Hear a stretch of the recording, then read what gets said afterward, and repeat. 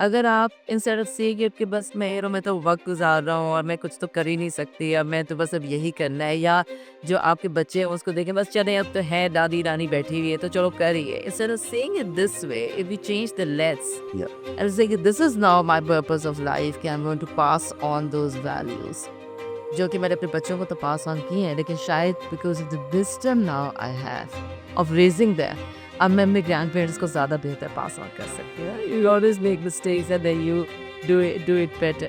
एक चीज़ के ऊपर मैं बहुत बार दफ़ा गौर भी करता हूँ, खुद भी इससे इस पे गौर करता हूँ कि बहुत सारी लोग जो कहते हैं कि जी आप सोशलाइज़ ज़रूर करें, आप मिलें ज़रूर। यस, मैं 100% एग्री करता हूँ कि बड़ा सीनियर सिटीज़न के लिए बड़ा अच्छा अमल है, वो करना चाहिए।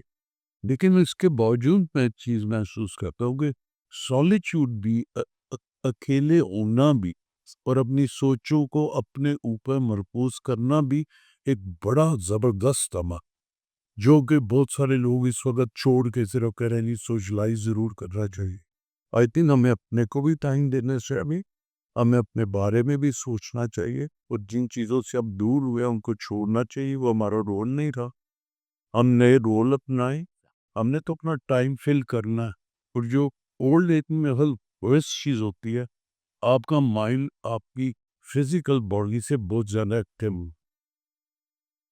तो जब आपकी फिज़िकल एक्टिविटी नहीं रहती और सिर्फ़ माइंड रह जाता है बहुत एक्टिव, तो आप परेशान करना।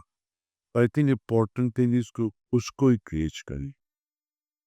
सो ये बड़ा ज़रूरी पॉइंट आपने रेज़ किया। मुझे लगता है एक रीज़न ये भी होती है कि हम बहुत सी उन चीज़ों के साथ स्टक रहना चाहते हैं क्योंकि हमारी जो जो कैपिटलिज़्म है हमारे इर्द-गिर्द, वो पर्पस को और प्रोडक्टिविटी को आपस में बहुत ही मैच करना चाहता है। लाइक हर पर्पस आप वो ढूँढेंगे जिसमें आप पैसा कमा रहे हैं या आप जो है और other things you producing something uh, as a senior citizen, as somebody in this stage, we need to see कि if nature decided to do this कि आपका माइंड ज़्यादा एक्टिव है and you don't have the same physical power anymore, there was a purpose behind it because all those years of experience जो है वो that brought that wisdom जो कि पहले नहीं था, अब वो है आपके पास। Now what you gonna do with that wisdom, और कहीं न कहीं मुझे ऐसा लगता है कि आपको अपना पर्पस जो है उस विज़डम के अराउंड आप डिफाइन करने की ज़रूरत है, कि how I can give it back. और अगर हम बहुत सी और पुरानी अपनी सिविलाइजेशंस को देखें, फिलॉसफीज़ को देखें, तो यही बात करती हैं कि you now is time to give back that president yes. और उस रोल को प्ले करें। Instead of being physically active वाला उसको आप छोड़ दें। This is not what you need to do anymore. हमारी सोसाइटी में what I have felt is, when I say हमारी society, I am talking about South Asians basically, या Asia की हम बात करते हैं। मुझे लगता है कि इस विज़डम को इस्तेमाल करने के या पर्पस में लाने के चैनल्स कितने अवेलेबल नहीं हैं या कम किया गया है इसको। इससे हमारे बहुत से सीनियर सिटीज़न जो साथी हैं, they don't see it that way. क्या ऐसा है? बिल्कुल ऐसा मेरे ख़्याल हमारे एक तो चैनल्स अवेलेबल नहीं है, दूसरा हमारी सोसाइटी जो है ना वो इतनी अपॉर्चुनिटीज़ प्रोवाइड नहीं करती कि आप उसको बेहतर तरीके से अपने विज़डम को अपने अपनी जो भी आपके तजुर्बात हैं उनको इस्तेमाल कर सके।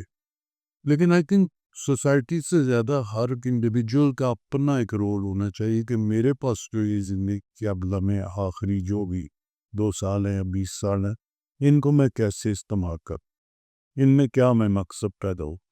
और अगर आप विज़डम रखते हैं और आपके तजुर्बात हैं तो आप शेयर कर सकते हैं कोई ना कोई तरीका करके, कुछ बना सकते हैं, हॉबीज़ में जा सकते हैं, यंगर जनरेशन को कुछ सिखा सकते हैं। I think the most important role a senior citizen plays is within the family. वो अपने ग्रैंड चिल्ड्रन को पनाता है, ग्रैंड चिल्ड्रन को ज़्यादा टाइम देता है। पेरेंट्स तो आजकल इतने बिजी है, वो शायद कम टाइम देते हैं, तो ग्रैंड पेरेंट्स को बहुत ज़्यादा टाइम देते हैं। They provide the love, they provide them the grounding. बच्चों को देखे ना, वो माहौल भी खूबसूरती से रहते ना, जब उनको प्यार मिल रहा है, उनकी उनकी देखभाल हो रही है। तो आई थिंक वो भी एक बहुत बड़ा रोल है जो हमारी ईस्टर्न सोसाइटीज प्रोवाइड कर। Yeah, exactly. आई थिंक अब वो मकसद के तौर पे भी मतलब मैं चाहती हूँ कि वो ये आप कर रहे हैं as as the grand parent. लेकिन अगर हम सब कहते हैं ना कि इंटेंशन पीछे बड़ा मैटर करती है।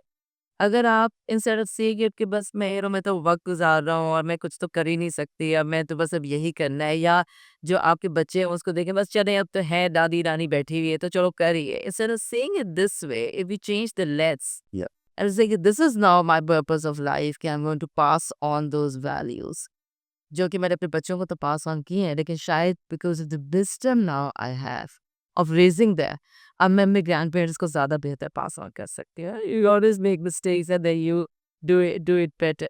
अब एक और चीज़ जो मेरे ज़हन में आती है और मैं that's how I see it कि बहुत ज़रूरी है इस एज में अपने पर्पस को डिफाइन करने का, इट्स मोर हेल्पफुल। देखिए सर, मौत तो आनी आनी है। Yes.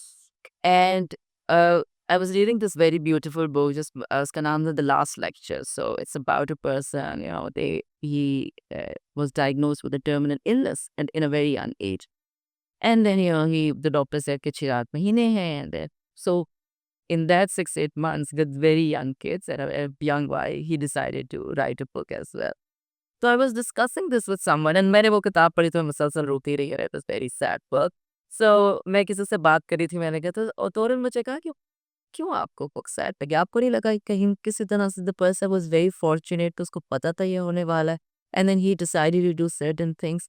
मुझे ऐसा लगता है कि when we reached an old age and as senior citizen हमें पता होता है कहीं न कहीं that inevitable is Yeah, fair. yes. It's time to then use those years instead of just waiting for it to happen.